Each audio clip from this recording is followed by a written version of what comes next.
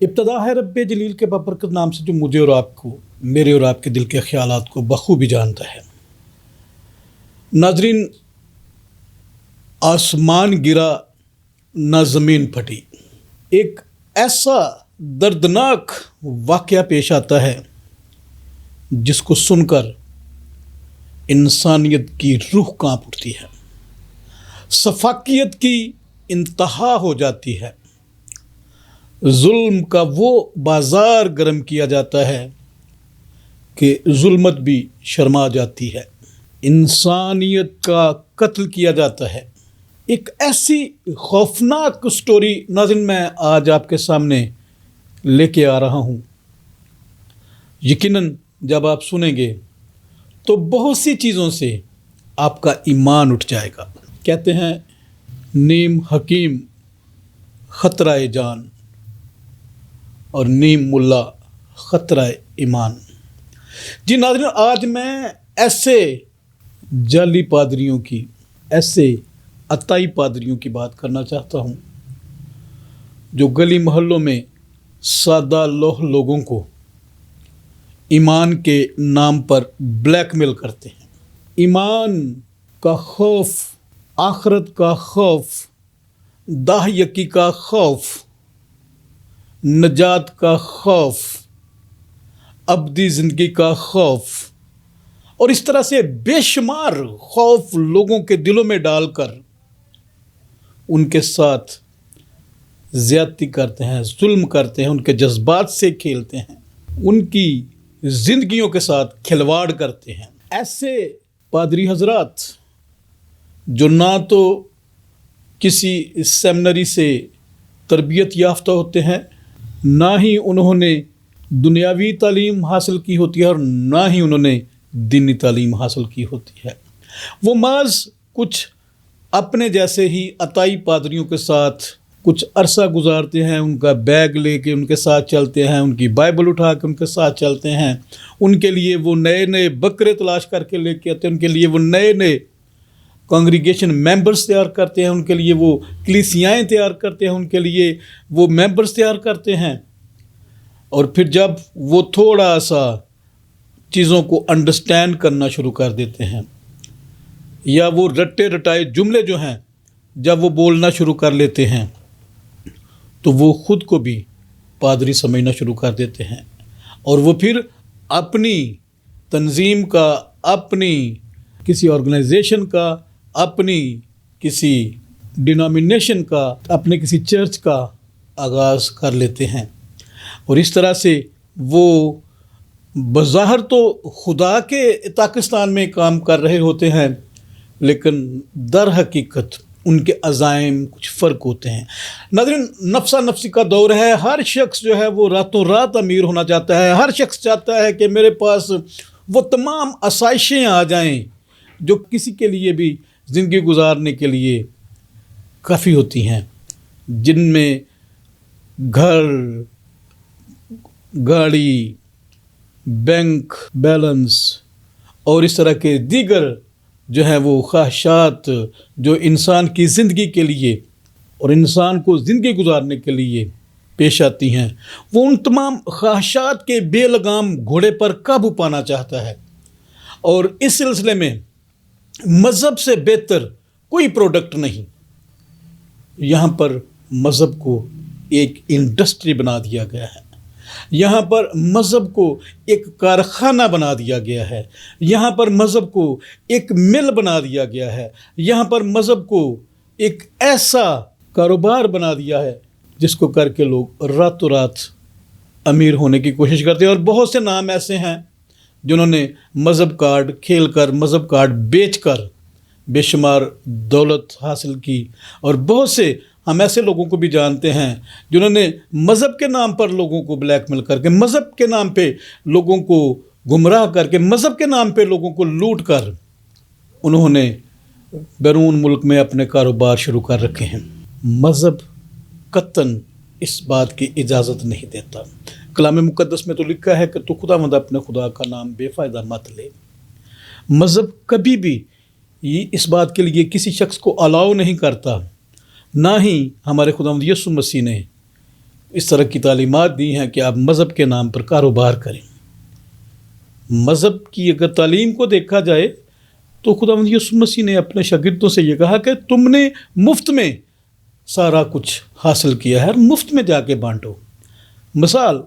جو تعلیم خداوند یسوع مسیح اپنے شاگردوں کو دیتے رہے، انہوں نے کبھی کسی سے کوئی فیس جو ہے وہ چارج نہیں کی تھی۔ اگر وہ معجزات کرتے تھے تو وہ بے لوث معجزات کرتے تھے، خدا کے جلال کے لیے معجزات کرتے تھے۔ اگر وہ لوگوں میں تبلیغ کرتے تھے تو کسی طرف سے ان کو پے نہیں کیا جاتا تھا، کیونکہ خدا کا کلام سب کے لیے ہے،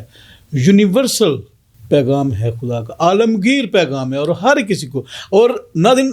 بہت سے ہمارے لوگ بلکہ سارے لوگ جو ہیں وہ اس بات سے واقف ہیں کہ جب خداوند یسوع مسیح آسمان پر جاتے ہیں تو جاتے ہوئے ایک حکم، ایک ارشاد وہ اپنے تمام ماننے والوں کے لیے دے کے جاتے ہیں کہ بس تم جاؤ، سب قوموں کو میرے شاگرد بناؤ اور ان باپ، بیٹے اور روح القدس کے نام پر بپتسمہ دو۔ خداوند یسوع مسیح چاہتے ہیں کہ ہم سب نجات پائیں، اور ہر ایک شخص جو مسیح یسوع کو قبول کرتا ہے نجات کا مستحق ٹھہرے گا۔ لیکن ناظرین، آج جو میں آپ کو سٹوری بیان کرنے والا ہوں، ہوش اڑا دینے والی، میں نے تو جب سے یہ سٹوری سنی ہے یقین جانے کہ میرا دل جو ہے وہ خون کے آنسو رو رہا ہے۔ جی ناظرین، چرچز کا گڑھ، ایک ایک گلی میں 8-8 10-10 چرچز، ایک ایک محلہ میں 20-20 50-50 چرچز، 100 کی تعداد میں چرچز یوحنا آباد میں موجود ہیں۔ ناظرین، مجھے اس بات سے قطعاً کوئی اعتراض نہیں کہ چرچز ہونے چاہیے، خدا کا نام جو ہے وہ لیا جانا چاہیے، خدا کی عبادت کی جانی چاہیے، خدا کی حمد و ثنا کی جانی چاہیے، اور اس کے لیے یہ ضروری بھی نہیں ہے کہ آپ 3-3 4-4 فیملیز کا ایک ایک چرچ بنا کے بیٹھ جائیں۔ لیکن جیسے میں نے بیان کیا کہ یہ تو اب ایک انڈسٹری بن چکا ہے، کاروباری مرکز بن چکا ہے۔ ناظرین، مجھے یاد آتا ہے کہ جب خداوند یسوع مسیح ہیکل میں جاتے ہیں اور وہاں پر کچھ لوگوں نے ہیکل کے اندر جو ہیں وہ کاروباری اڈے بنائے ہوئے تھے، تو اس بات پہ خداوند یسوع مسیح کو غصہ آ جاتا ہے اور وہ چابک لے کے ان کو مارنا شروع کر دیتے ہیں اور کہتے ہیں کہ لکھا ہے کہ میرا گھر دعا کا گھر کہلائے گا، لیکن تم نے تو انہیں ڈاکوؤں کے کھو بنا کر رکھ دیا۔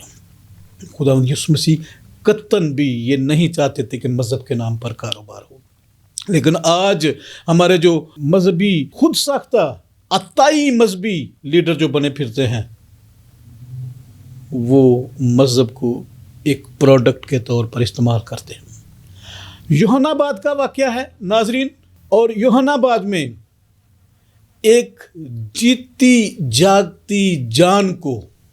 موت کے گھڑے میں دھکیل دیا جاتا ہے۔ عطائی پادری جو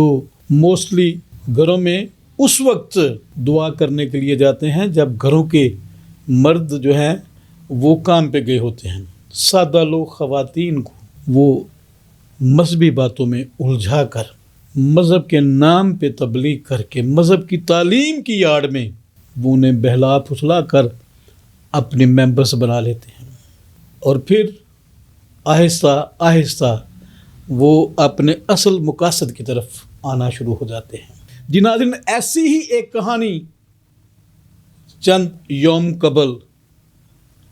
یوحنا آباد میں پیش آتی ہے۔ ایک شخص عثمان جان والسلیم جان بیان کرتا ہے کہ میرے بھائی کے گھر میں کچھ پادری آتے تھے دعا نماز کرنے کے لیے۔ ایک دفعہ میرے بھتیجے نے، ایان نے، میری بیوی چونکہ اکثر بلڈ پریشر یا شوگر کی تکلیف میں، خواتین کو عام طور پر یہ بیماری لاحق رہتی ہے، سم ٹائمز کوئی فرسٹریشن ہوتی ہے، سم ٹائمز کھانے پینے میں کوئی بے احتیاطی ہو جاتی ہے، سم ٹائمز کچھ اور وجوہات، خاندانی وجوہات بھی ہو سکتی ہیں، اور بعض اوقات خواتین کے جو ان کے بڑے نجی معاملات ہیں ان کی وجہ سے بھی بلڈ پریشر اور شوگر کے معاملات جو ہیں وہ اوپر نیچے ہو جاتے ہیں۔ یہ کوئی اتنا بڑا مسئلہ نہیں، لیکن شاید یہاں پر کچھ لوگوں نے بے نقاب ہونا تھا اور شاید ایک زندگی مذہب کے نام پر قربان ہونی تھی. سو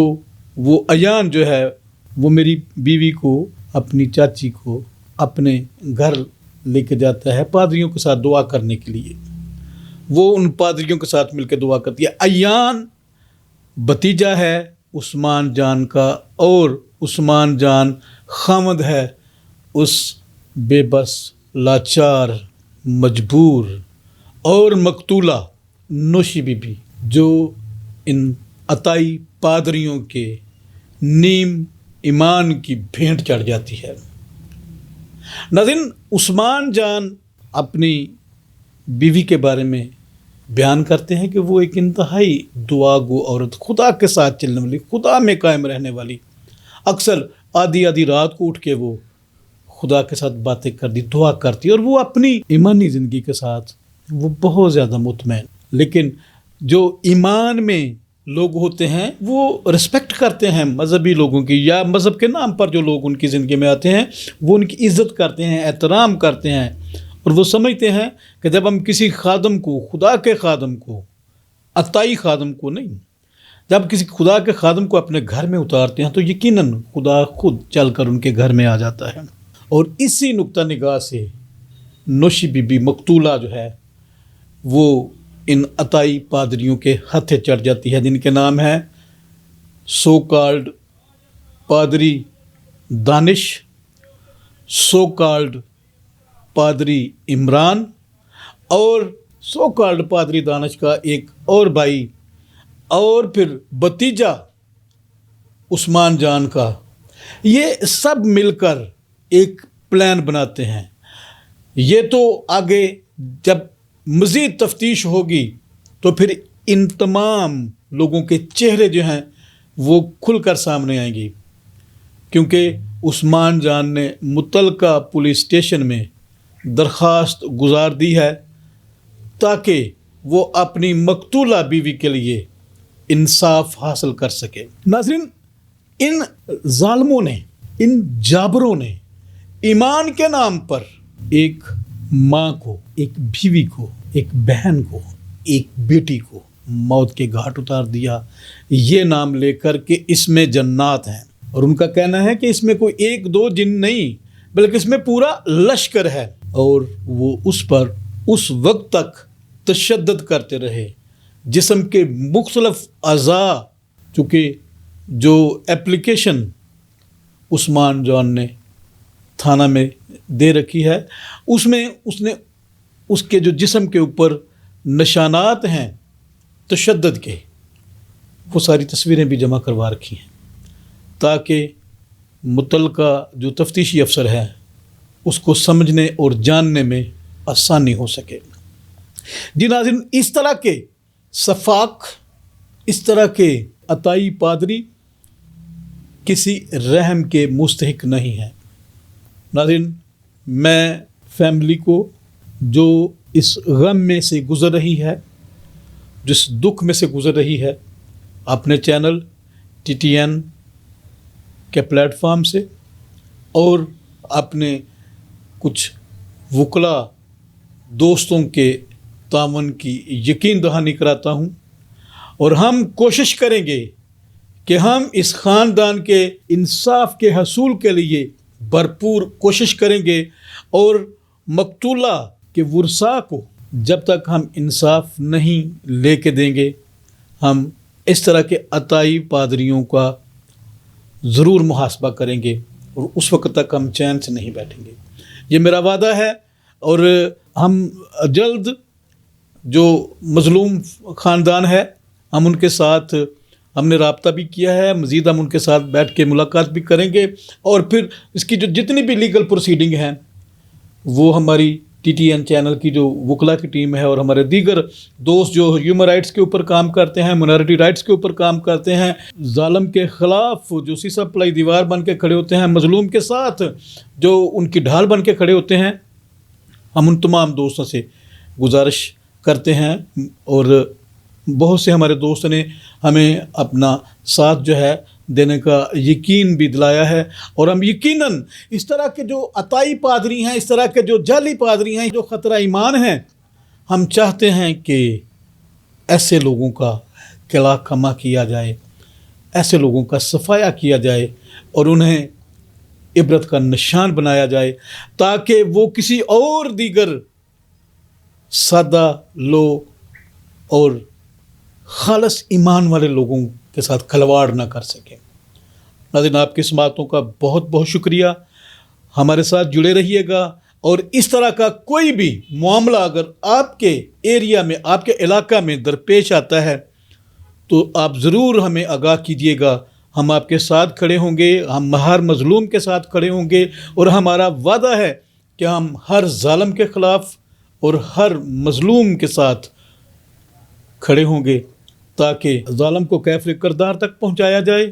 اور مظلوم کو انصاف مہیا کیا جائے۔ آپ سب کی سماعتوں کا بہت بہت شکریہ۔ اگلے ولاگ میں دوبارہ آپ سے ملاقات ہوگی، تب تک کے لیے پاکستان زندہ باد۔